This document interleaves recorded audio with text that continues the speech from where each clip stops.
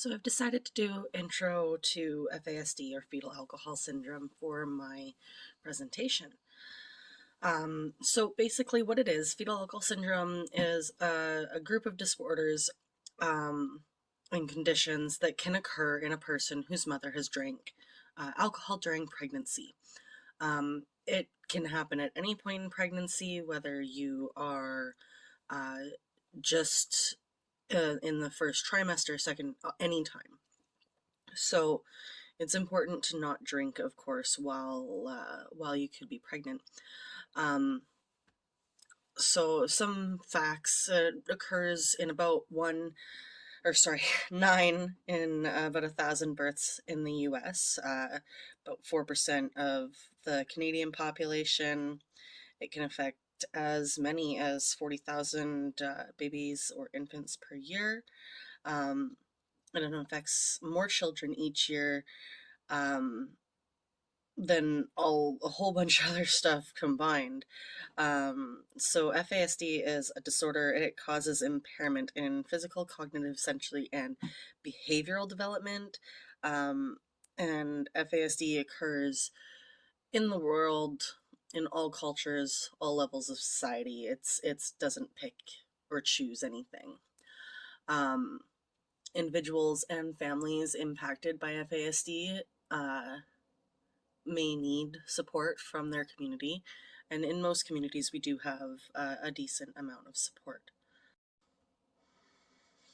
So some of the characteristics for FASD, well, I mean, there can be a lot of things. There are some physical features associated with FASD, however, they do not need to be present for a diagnosis to be made.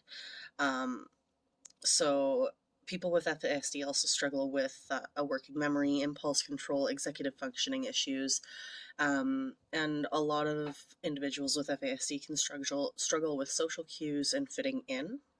There are many ways that we can help um, with just about anything, and I mean the first step is always to be compassionate and kind. Common support systems is self-esteem building, self-awareness training, a focus on life skills, cooking, hygiene, that kind of idea. Aid in adapting to new situations is a really common thing that needs to happen. Speech and language therapy and development of social skills in classes to help learn. Some classroom supports that we can offer: structured environment, consistent routine, brief presentations, variety, and repetition. Of course, be flexible in whatever you're doing. And of course, use humor and compassion as well. Just, you can't be strict and structured all the time.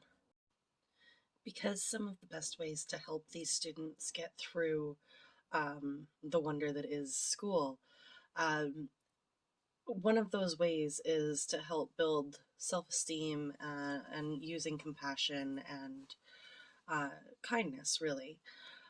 So some of the best attributes that you can find within these wonderful human beings would be friendliness and a general likableness and affection. They're very helpful and generous, outgoing, good storytellers. Some people are bright or insightful in their areas of interest. They could be artistic or musically inclined. They could, well, most people, when trying to learn, are persistent, determined, and willing. Um, some people can even have wonderful athletic abilities. These are some supports in the community, and they are clickable links, of course. I will be sending those over to Cedric so that you can double check them. And that is that.